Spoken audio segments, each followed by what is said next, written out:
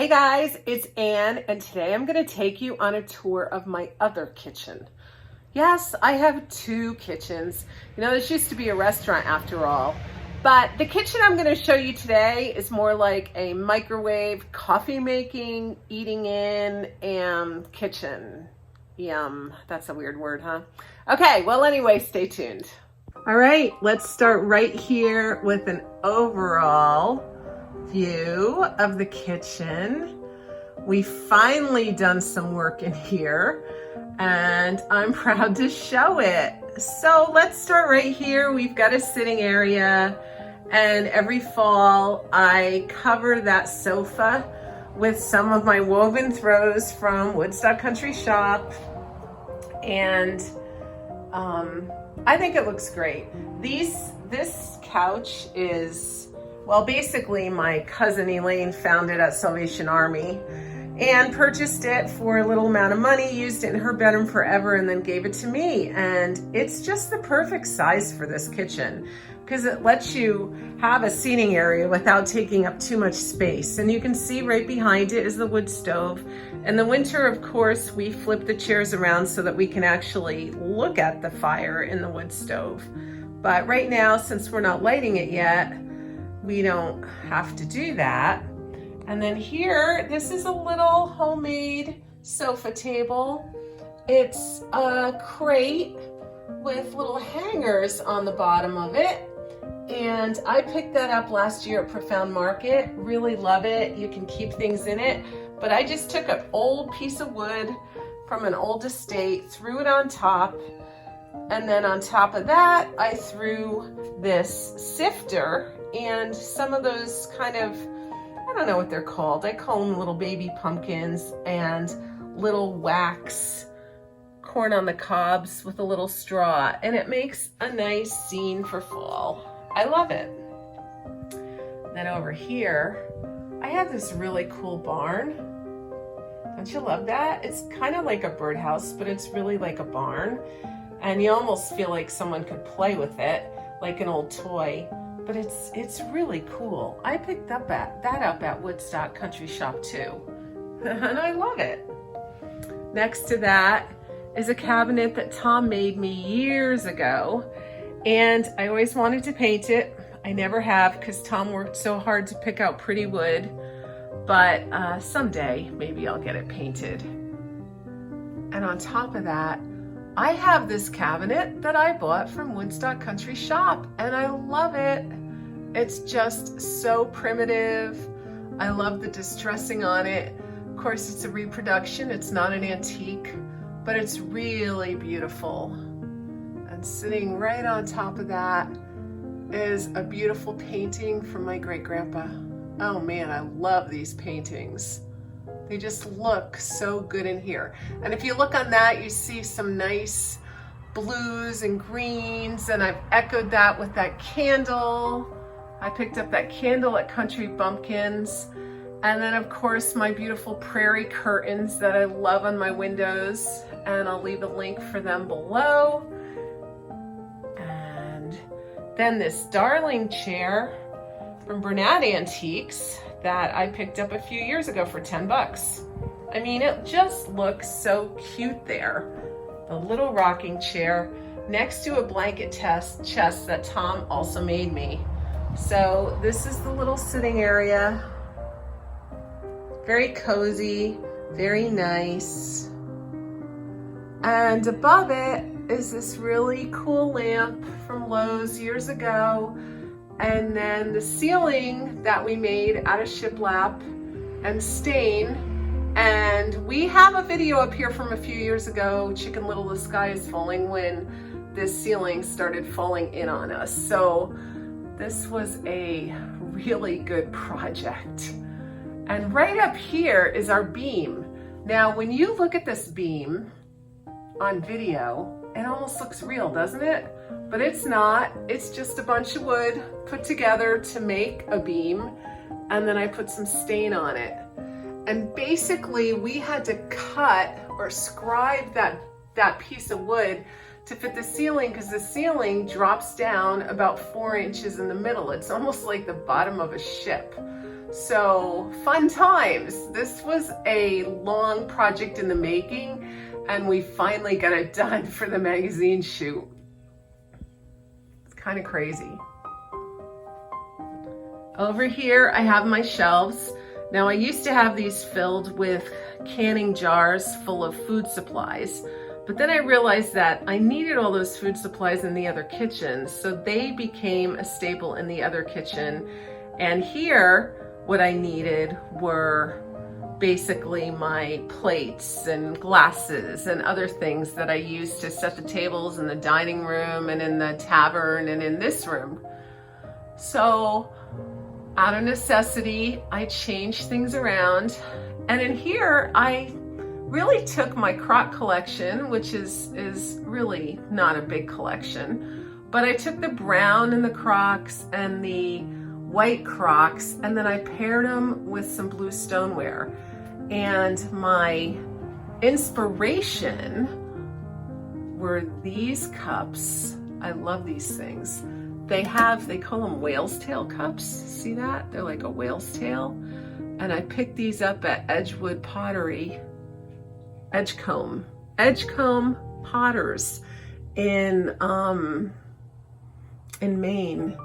And I just think they're beautiful. They had a whole bunch of pottery that matches this. I could collect this stuff. I love it because it's got the brown and it's got this blue. It's just so beautiful. So I had a lot of these blue pieces from Home Goods from years ago in my other house. They were kind of my color of decor. So they are one of my favorite colors, and I rarely use them in my primitive decor. But this year I decided I was gonna take them out and use them again. And those cups were the perfect thing to pair them together with and bring the browns in with the blues. This is something I picked up at Bernat Antiques. It's a old tumbler, like from 1930. So I figured something like this would have been used here since this was a bar in 1930. And then I have my plates. I call these my Tanta plates. They're very precious to me because they look like the plates that my aunt used her whole life. Unfortunately, I had them on a different shelf and the shelf fell and these all got chipped and broken, and I'm very sad. So, but I still have a few. And then just use some of my pictures, some Yosemite mugs that you can have soup in, soup mugs, love them. They're pretty cool. And threw a bunch of things on here that just said fall and all went together. And then I finished it off with these fake flowers. I love to put fake flowers around, but only if they look real and only if they look really like they're dried. But these are from Kathy at Woodstock Country Shop, and they're really pretty. And over here, this is the non-beautiful part of my kitchen, but this is the utilitarian part. This is actually why I can call it a kitchen. We have a microwave that we heat up our food in, and we have a couple coffee makers. This one does single cups of coffee, and this one, of course, does for when we have a group. So it's just kind of handy, and then we can throw our coffee stuff and our mugs up there. And this is on an old sideboard, and so we can keep a lot of coffee supplies in there too. And we keep our keys and stuff in here, so it's pretty handy. Coming over here to our sink area. We put a new sink in here a few years ago. There was an almond colored Golden Harvest 60s, 70s double cast iron sink in here, and I just wanted to get rid of it, and some of the wood was rotting, so we filled it in and painted the wood for now and made a black countertop. And then I've decorated this all again with the plumber's pipes and the 2x10 pieces of wood that I stained. And this is a fishing net kind of thing, minnows or something, where they caught it, and I found that made as a light. I thought it was really interesting and fun, and got that at Bernat Antiques quite a few years ago. So here you can see I just paired a lot of fall looking earthy items. A lot of wood, like the butter churn, the gourd, which is a natural item, wood bowl, brought in some metal, some gold, some meaningful items from my childhood, and just paired them all together. Just played with the colors, played with the fabrics, matched things up, but yet gave it some diversity. But all of it says warmth. The wood is warm. All the wood of the bowls is warm. I love the old metal look. It just looks like fall, and it's framed really well with these curtains. So we'll step over here and get a good look. That cotton kind of brightens it up, and that scale brightens it up. But you can see it's just homey, it's earthy, it's grounded. It works for me. I still like things grounded. It makes me feel safe. And that's what I love about the primitive decor. It's natural, it's organic, it's fun. So over here, this is a table I picked up at Ashley Furniture years ago, and the chairs were from Pier 1 years ago. And yes, they're not old antiques. They're not anything primitive, but they work because I like them. And I love tables that are higher. It might be because I'm tall, I have long legs, but I love the high tables. And I absolutely love this light fixture. Absolutely love it. That was from Lowe's, and I think it looks great. Then you can see I've paired on the wall.